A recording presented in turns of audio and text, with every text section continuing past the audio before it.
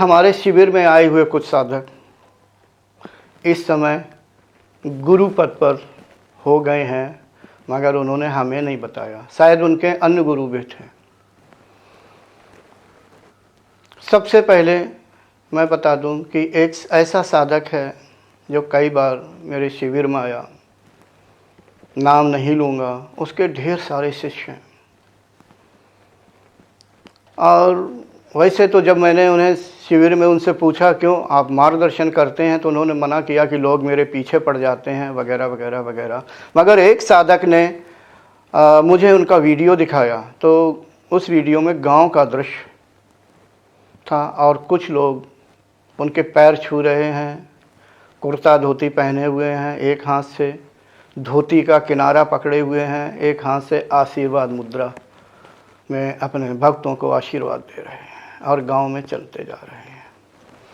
एक साधक हैं, मैं नाम फिर नहीं लूँगा, भारत से बाहर रहे, वर्तमान में दिल्ली NCR में शायद रहने लगे हैं और वो अपने को कहते हैं शक्तिपात गुरु।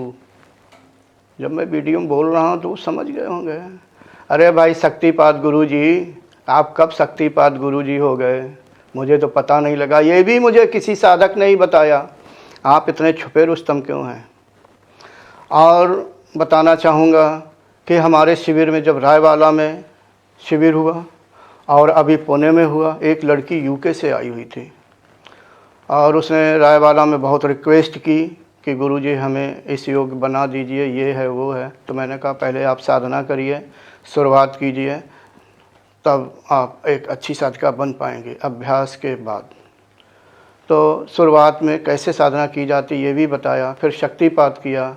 अंत में उसकी थोड़ी शिकायत थी मेरे प्रति कि गुरुजी जितना हमें मिलना चाहिए था उतना नहीं मिला। हमने कहा हाँ ये बात सत्य है कि पहले आप योग पात्र बनिए, यानी आप अभ्यास करिए, इसके बाद मैं और प्रेशर मार के आपकी अवस्था ऊंची कर लूँगा।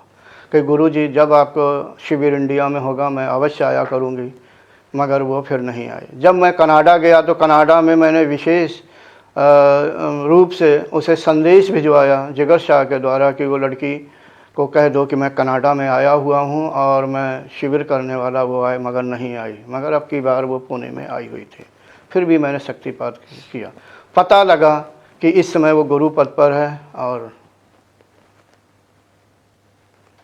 कुछ मुद्राएं भी लेती है। हमारा इन तीनों गुरुओं से कहना है, राय देना है। उन लोगों ने राय नहीं ली, शायद मेरे शिष्य भी नहीं हैं। क्यों, इनके और भी गुरु हैं। तो जब और भी गुरु हैं तो मैं शिष्य कैसे कह सकता हूँ। मगर मेरे शिविर में आए, मैंने शक्तिपात किया, इन्हें आगे बढ़ाया। मगर मैं इन तीनों को राय देना चाहता हूँ बिना पूछे राय कि देखो आप लोग इतने योग्य नहीं हो कि आप अभी समाज का कल्याण कर सको। कार्य अच्छा है, अगर आपको गुरु पद पे जाना था आप मुझे बता देते तो हम आपको थोड़ी सहायता कर देते और कुछ तरीके भी बता देते। लेकिन उसके लिए बहुत बड़ा अभ्यास और कई सालों तक अभ्यास करना पड़ता है, तब कहीं जाकर के ये योग्यता होती है।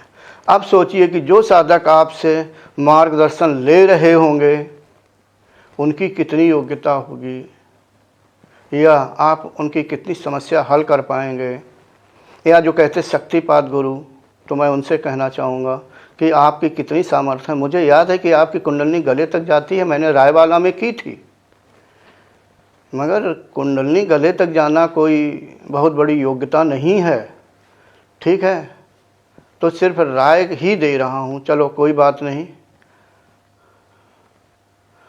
तो कहने का मतलब कि मैं ऐसे गुरुओं से कहना चाहूँगा कि नहीं भाई, पहले योग्य बनिए फिर मार्गदर्शन करिए, ठीक है। साधको, अब मैं क्या कहूँ। Thanks for watching. Remember to like, comment and subscribe.